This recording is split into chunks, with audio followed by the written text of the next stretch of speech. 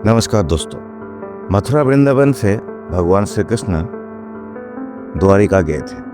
वहीं पे भगवान का रुक्मिणी माता के साथ विवाह हुआ था, लेकिन इस विवाह के बाद भी 12 साल के लिए उनको रुक्मिणी माता से अलग होना पड़ा था। क्या आप इसकी वजह जानते हैं? चलिए आज हम इसके बारे में आपको बताते हैं। श्री कृष्ण और रुक्मिणी माता के विवाह के कुछ दिन बाद ही एक ऐसे घटना घटित हुई जिसके फलस्वरूप भगवान श्री कृष्ण को रुक्मिणी से अलग होना पड़ गया था, और ये पूरा 12 साल के लिए।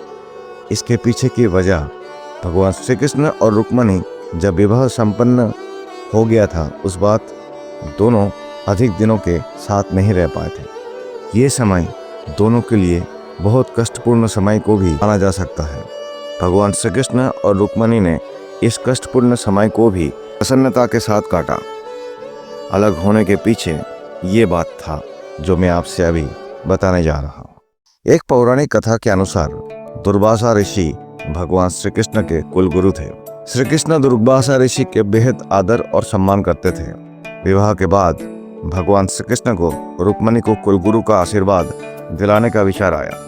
रुक्मिणी की इच्छा थी कि वो कुलगुरु का आशीर्वाद ले। शुभ मुहूर्त में भगवान श्री कृष्ण रुक्मिणी को लेकर दुर्वासा ऋषि के आश्रम पहुंचे। दुर्वासा ऋषि के आश्रम द्वारका से कुछ ही दूरी पे स्थित है। आश्रम पहुंचकर भगवान श्री कृष्ण और रुक्मिणी ने दुर्वासा ऋषि का आशीर्वाद प्राप्त किया और महल में आने के लिए भोजन ग्रहण करने के लिए आमंत्रित किया, जिसे दुर्वासा ऋषि ने स्वीकार कर लिया है, लेकिन एक शर्त रखा। शर्त के बारे में दुर्वासा ऋषि ने दोनों से ही कहा कि जिस रथ पे भगवान श्री कृष्ण और रुक्मिणी आए, उस रथ से वो महल में नहीं जाएंगे।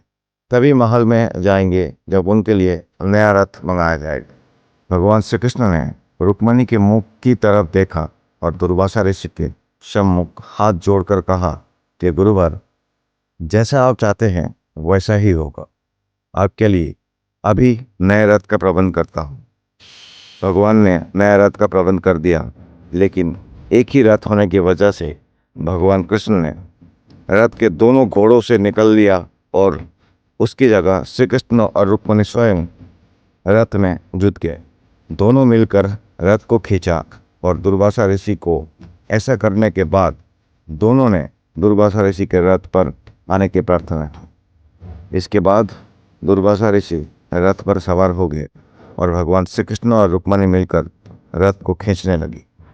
लंबी दूरी तय करने के बाद रुक्मिणी को प्यास सताने लगा।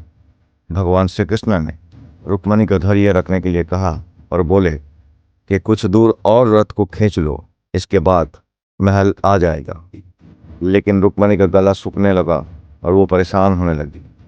तब भगवान कृष्ण ने रुक्मिणी के प्यास बुझाने के लिए जमीन पर अपने पैर के अंगूठा मारा, जिससे जल का स्रोत फूट पड़ा।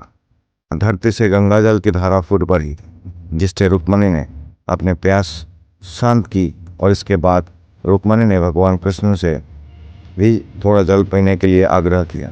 भगवान श्री कृष्ण ने भी जल ग्रहण कर लिया। तपस्या से दूर हुआ श्राप। इस घटना से दुर्वासा ऋषि बेहद नाराज हुए।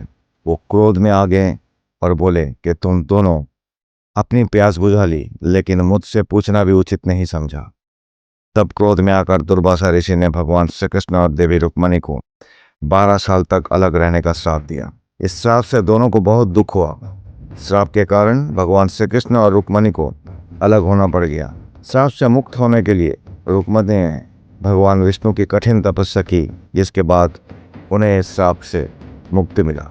दोस्तों, अगर ये भगवान श्री कृष्ण और रुक्मिणी माता के बारे में बात आपको अच्छा लगे तो चैनल को लाइक ज़रूर कीजिए और सब्सक्राइब भी करना ना भूलें।